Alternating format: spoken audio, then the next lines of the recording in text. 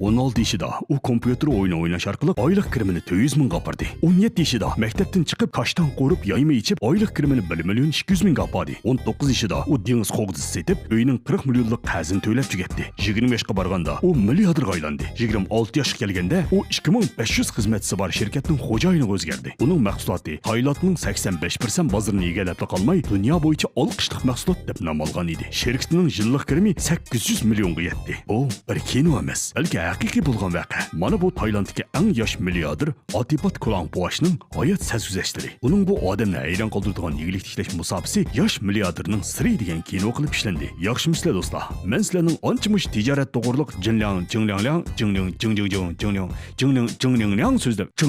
jingliang so'zlab qo'yilgan do'stinglar yandan bayan. Mana yuqorida aytilgan bu bola 16 yoshida tijoratni boshlab ekan. Turib o'ylab qoldim. Biz 16 yoshda qanchalik tirish oldik? Shaxsan men 16 yoshimda kech kunduz beshimni ko'tamay CS o'ynayotgandim. 20 yoshimga kelganda o'zimning xato qilganligini his qilib, qalbimni chayqib etib, yingshung bilan o'ynashni boshlab etdim. Mana bugun yeshim bir yerga borganda turmushning ritmiga tushib, o'zimning cho'ng bo'lganligimni his qilib, qattiq pushaymon qilib, kompyuter o'yinini oxiri tashlab, telefonda chizgi qiladigan bo'ldim. Shunga hargiz meni doğramay, mushu bolning ish izlaridan ilhom olinglar. Amsa, bu milliarderning siri zodi nimada? Javobi dal mush kinoda. Atipat tur o'yinlariga intayin yerisman bir bola bo'lib, bir qism maktab ishidagi o'g'illarga o'xshash 16 yoshida o'qishni yaxshi o'qimay, kompyuter o'yiniga berilib ketgan edi. Shundoq bir kuni birisi uning o'yin jabduqlarini setib olmoqchi bo'ldi. Qarshi tarafda o'yin tangisi bo'lmag'achqa, naqd pul orqali setib olishga rozi ekanligini aytdi va 12 ming Tayland puli setib oldi. Bu ishdan savdo fursatini bayqab qolgan Atipat davomli turda kompyuter o'yini jabduq setish orqali oylik kirimini 200 ming Tayland puliga yetkazdi. Pul topgan Atipat birinchi bo'lib o'ziga yarashimliq mashinadan birini setib oldi. Hamda oqsoliqda maktab mudirining mashinasini oldiga to'xtatib qo'ydi.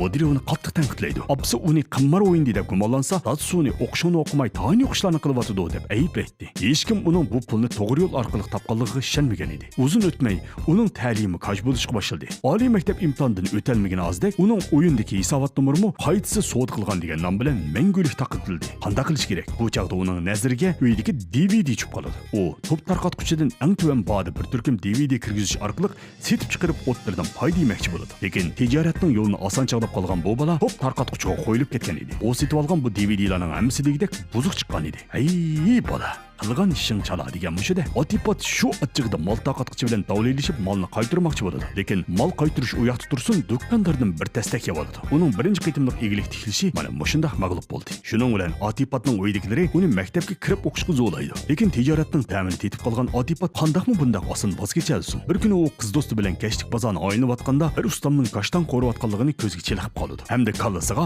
yangi bir soda antisi kelib qoladi. Ko'ziga nima chilqsa shuni qilg'usi keladigan bu bola to'xtig'ini ma bo'ladigan ishkan go. Menmi bir qo'rib setib millioner bo'lib ketmaymi deydi. Ey nadan bola. Bunda qasam millioner bo'ldiga sho'sa. Sen ko'yganma ash odam qiyirjini hozirgacha kashtan satamdi. Atipat darhol bozorga chiqib kashtan qo'riydigan mashinadan birini setib olmoqchi bo'ldi. Do'kondor Atipatga ma mashina dunyoda bir bu yerdan chiqib ketsang yeshardan topolmaysa, chiroyingdan qarsam rasmiy kashtan qo'riydiganda qilsa, yosh bolalarni qo'llab qo'yayjimi deb olasang hech kim bermagan bodi berman deb Atipatga bu uskunni setib berdi. Uyga kelgandan keyin buni ko'rgan dadisi, "Ey nadan bolam, bundaq uskuna a ko'chimizning do'qmishidagi vujingdan nima bog'u? Mashina olgan pulga 10 ola olaysan-ku. Hisobotni bilmamsa deb qo'yib ketdi. Uni anglagan Atipat o'zining qo'yilib ketganligini bilgan bo'lsa-mu, mening o'ylaganlarim bor deb aqsa turib oladi. To'g'ri. Uning haqiqatan o'ylaganlari bor edi. 17 yoshida u maktabni rasmiy chekinib kashtan qo'rib satmoqchi bo'ldi. U har qaysi yerdagi ustamlardan hunar o'rganishni boshlaydi. Qandoq qo'rish, qandoq qozon, qandoq tetitqo ilish, qo'rishlarni qandoq tangshash, hammani to'xtamay sinab qilish orqali oxiri uydagilarning og'ziga tetigudek kashtanni qo'rib, ularning itrof qilishiga erishdi. Shuning bilan o'ziga ishongan holda So'z saroyining ichidagi bir o'rnini ijara qilib, rasmiy tijoratni boshlab o'tdi. Davomini ko'rmoqchi bo'lsangiz Panus salonidan ko'ring. Salon nomi Oshpatti